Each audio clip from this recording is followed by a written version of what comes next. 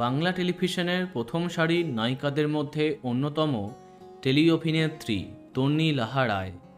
মিঠাই ধারাবাহিকের মাধ্যমে কামব্যাক করবার পরে বর্তমানে চিরদিনই তুমি যে আমার ধারাবাহিকে অন্যতম প্রধান চরিত্রে কাজ করছেন তন্বী। পর্দার বাইরে যারা তন্বীকে চেনেন তারা জানেন বর্তমানে জীবনের কোন পর্যায়ের মধ্য দিয়ে তিনি যাচ্ছেন।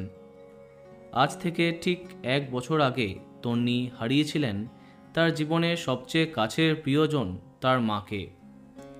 কাজের মধ্যে নিজেকে ব্যস্ত রাখলেও মায়ের অভাব সবসময়ই অনুভব করেন তিনি। সম্প্রতি মায়ের মৃত্যুবার্ষিকীতে মায়ের ছবি হাতে নিয়ে মাঝগঙ্গায় তন্বী এই ছবিটি পোস্ট করে কান্নায় ভেঙে পড়লেন। দীর্ঘ ক্যাপশনে মায়ের প্রতি ভালোবাসা, প্রতিটা মুহূর্তে তিনি কতটা তাকে মিস করছেন তা জানিয়েছেন তিনি। তন্বী লিখেছেন, আজ 1 বছর কি করে হয়ে গেল তোমায় ছাড়া।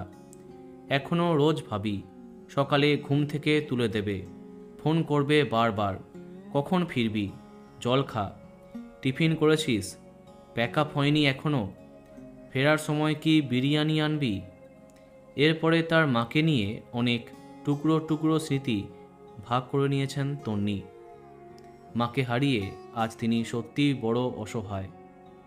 বন্ধুরা, ভিডিওটি এইটুকুই।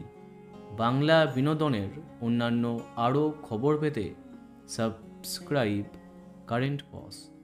ধন্যবাদ।